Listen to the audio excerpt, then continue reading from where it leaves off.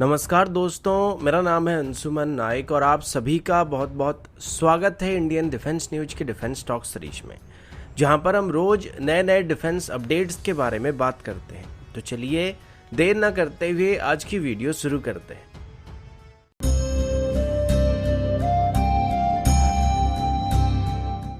आज की पहली अपडेट इंडियन एयरफोर्स की तरफ से। आप सभी को ये बात अच्छी तरीके से पता होगा कि पिछले कुछ महीनों से ये बात सामने आ रहा था कि इंडियन एयरफोर्स की तरफ से भी इजराइल से हेरॉन टीपी ड्रोन के एक अपडेटेड वेरिएंट को अपनी सर्विस में शामिल करने का प्लान किया गया था और टोटली 4 हेरॉन मार्क 2 ड्रोन्स को इजराइल से लीज पर लेने का फैसला किया गया था।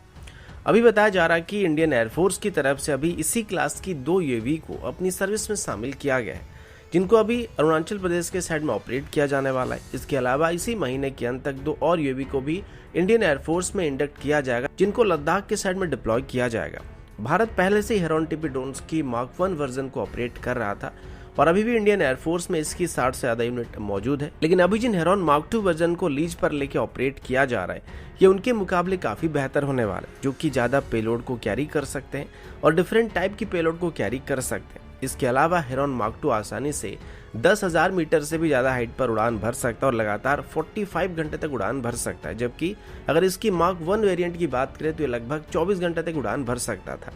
इसके अलावा हेरॉन मार्क 2 की बात करें तो इसका मैक्सिमम टेक ऑफ वेट करीब 1350 केजी है और इसमें से लगभग 450 केजी तक की हम पेलोड को कैरी कर सकते हैं। इसकी मैक्सिमम स्पीड की बात हुई लगभग 140 नॉट के आसपास की होती है, जो कि मार्क 1 वर्जन के मुकाबले लगभग 20 नॉट के आसपास ज्यादा होने वाला है।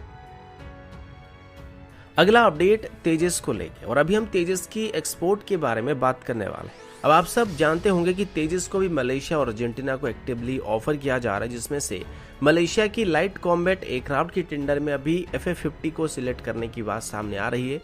जिसके बाद ये टेंडर थोड़ा सा कंट्रोवर्सी में फंस चुका है, क्योंकि मलेशिया की मीडिया की रिपोर्ट के मुताबिक इस पर अभी मलेशियन फाइनेंस मिनिस्ट्री की तरफ से ऑब्जेक्शन किया जा रहा है। तो दूसरी तरफ अभी पहली बार अर्जेंटीना की तरफ से भी बात कंफर्म किया गया कि उनकी टेंडर में अभी उनको तेजस JF-17, F-16 और MiG-35 को ऑफिशियली ऑफर किया जा चुका है। इनमें से अगर अर्जेंटीना की मेन रिक्वायरमेंट की बात करें तो उनको अभी 12 मल्टी रोल कॉम्बैट एयरक्राफ्ट की जरूरत है, जिसमें AESA radar, modern electronic warfare system, data link system और इन फ्लाइट रिफिलिंग सिस्टम होना काफी जरूरी है। और इन सभी एयरक्राफ्ट में कोई ब्रिटिश ओरिजिन पार्ट नहीं होना चाहिए। अब देखा जाए तो JF-17 में भी ब्रिटिश ओरिजिन सीट मौजूद है, जिनको अभी चाइनीज में डिजेक्शन सीट से रिप्लेस करके और रशियन RD-93 सीरीज के इंजन को अभी चाइनीज ओरिजिन WS-13 सीरीज के इंजन के साथ रिप्लेस करके उनको ऑफर किया जा रहा है। जबकि पहले से अर्जेंटीना की तरफ से इस चाइनीज ओरिजिन पार्ट के ऊपर क्वेश्चन किया जा रहा है और वो सभी इसके रिलायबिलिटी को लेकर क्वेश्चन कर रहे थे। लेकिन वहीं पर HAL की तरफ से अभी तेजस को भी अर्जेंटीना को एक्सपोर्ट करने में दिक्कत होने वाला है, क्योंकि भले ही HAL अभी अर्जेंटीना को तेजस की जेक्शन सीट्स को इधर रशियन ओरिजिन या अमेरिकन ओरिजिन सीट से रिप्लेस करके ऑफर करने का प्लान किया जा रहा है और रडार को उनको मेड इन इंडिया सिस्टम से रिप्लेस करके ऑफर करने की प्लानिंग किया जा रहा है। लेकिन फिर भी अभी इसमें जो रीफिलिंग प्रोब का इस्तेमाल किया था, इसका कोई अल्टरनेटिव ढूंढना अभी सबसे ज्यादा चैलेंजिंग काम होने वाला है। और वहीं पर अर्जेंटीना अपनी इस टेंडर में ये क्लैरिफाई नहीं कर रहा है कि उनको अभी लाइट कॉम्बैट एयरक्राफ्ट की जरूरत है या फिर सिर्फ मल्टी रोल कैटेगरी के एयरक्राफ्ट की जरूरत है। तो अगर उनको मल्टी रोल एयरक्राफ्ट की जरूरत होगा तो ऐसा कंडीशन में यहाँ पर MiG-35 और F-16 के पास ज्यादा एडवांटेजेस रहने वाला है। अगला अपडेट इंडिजिनस क्रूज मिसाइल को लेके। आप सबको ये बात अच्छी तरीके से पता होगा कि अभी तक हमारे पास जो मेन क्रूज मिसाइल मौजूद थे या हुआ करते थे, वो सभी के सभी ज्यादातर रशियन ओरिजिन सिस्टम हुआ करते थे और फिर हमने रशिया के साथ मिलकर ब्रह्मोस मिसाइल को भी डेवलप किया था और फिर निर्भय जैसे मिसाइल को भी डेवलप किया गया था। और इन सभी में एक चीज कॉमन था और वो ये था कि इन सभी सिस्टम को हमारी पब्लिक सेक्टर यूनिट्स की तरफ से डेवलप किया गया और अभी मैन्युफैक्चर भी किया जा रहा है। लेकिन अभी पहली बार गवर्नमेंट की तरफ से हमारे प्राइवेट सेक्टर कंपनियों को भी क्रूज मिसाइल कैटेगरी की वेपन को डेवलप करने के लिए कहा जा रहा है, जो कि DRDO की तरफ से डेवलप किए गए मिसाइल्स के मुकाबले रेंज के मामले में तो कम होने वाले, लेकिन अभी इनको एक कॉस्ट इफेक्टिव वेपन के तौर पर इस्तेमाल करने का प्लान किया जा रहा है। क्योंकि अगर हम ब्रह्मोस मिसाइल की बात करें या निर्भय मिसाइल की बात करें तो इनकी कॉस्ट काफी ज्यादा होता है, जिनको हम सिर्फ दुश्मन की हाई वैल्यू टारगेट को निशाना बनाने के लिए इस्तेमाल करना चाहेंगे। क्योंकि अगर एक्स का नाक फोड़ना हो तो पत्थर से भी काम चल जाएगा, आईफोन फेंक के मारना अकलमंदी नहीं होता है। इसी वजह से अभी गवर्नमेंट की तरफ से हमारे प्राइवेट सेक्टर यूनिट्स को अभी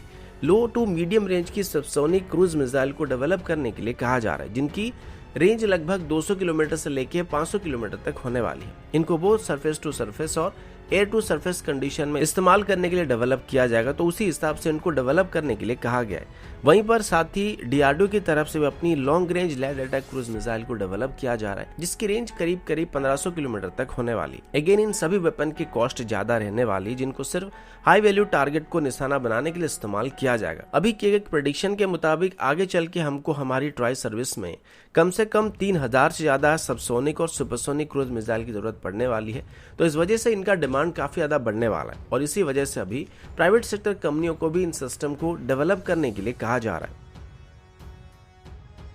अगला अपडेट C-295 एयरक्राफ्ट को लेके। अब सबको ये बात पता होगा कि पिछले साल इंडियन एयरफोर्स की एवरो एयरक्राफ्ट की फ्लीट को रिप्लेस करने के लिए एयरबस की C-295 एयरक्राफ्ट को खरीदने का प्लान किया गया था और लास्ट सितंबर में इसको लेके ऑफिशियल डील को एयरबस के साथ साइन किया गया था। इस डील की बात करें तो इसकी कीमत करीब 22,000 करोड़ था, जिसमें टोटल 56 C-295 एयरक्राफ्ट को खरीदने का प्लान किया गया था।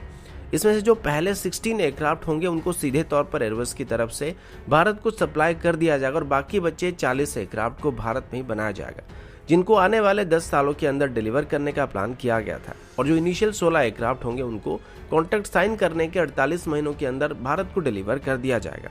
अब जिन एयरक्राफ्ट को भारत में बनाया जाएगा उनके लिए अभी टाटा और एयरबस के बीच एक जॉइंट वेंचर को फॉर्म किया गया था, जो कि भारत में अपनी एक मैन्युफैक्चरिंग फैसिलिटी को बनाने वाले थे और इसके लिए गवर्नमेंट की तरफ से गुजरात, उत्तर प्रदेश, कर्नाटक और मध्य प्रदेश को शॉर्टलिस्ट किया गया था, जहां पर इनकी मैन्युफैक्चरिंग फैसिलिटी को एस्टेब्लिश किया जाएगा। लेकिन अभी पता चला है कि महाराष्ट्र गवर्नमेंट की तरफ से भी अभी इस कॉन्ट्रैक्ट में काफी इंटरेस्ट दिखाया जा रहा है और महाराष्ट्र के चीफ मिनिस्टर और डिप्टी चीफ मिनिस्टर अभी PM मोदी के साथ एक स्पेशल मीटिंग को भी अरेंज करने की कोशिश कर रहे हैं, जिसे वो इस फैसिलिटी को अपनी स्टेट में बनाने के लिए बातचीत करने वाले हैं। और अगर इसको महाराष्ट्र में बनाया जाता है तो इससे सीधे तौर पर महाराष्ट्र में 22,000 करोड़ की इन्वेस्टमेंट होने वाला है, जो कि वो अपने हाथ से छोड़ना नहीं चाहते। अब इनिशियली इसमें महाराष्ट्र को लिस्ट में रखा नहीं गया था, लेकिन देखने वाली बात ये होने वाली है कि अगर महाराष्ट्र के चीफ मिनिस्टर हमारे प्राइम मिनिस्टर से इस बात को लेकर रिक्वेस्ट करते हैं तो सर्वे की लिस्ट में उनकी स्टेट को इंक्लूड किया जाता है या फिर नहीं किया जाता है। तो दोस्तों अभी के लिए इतना ही, मिलता हूं आपसे अगले वीडियो में, तब तक के लिए जय हिंद, वंदे मातरम।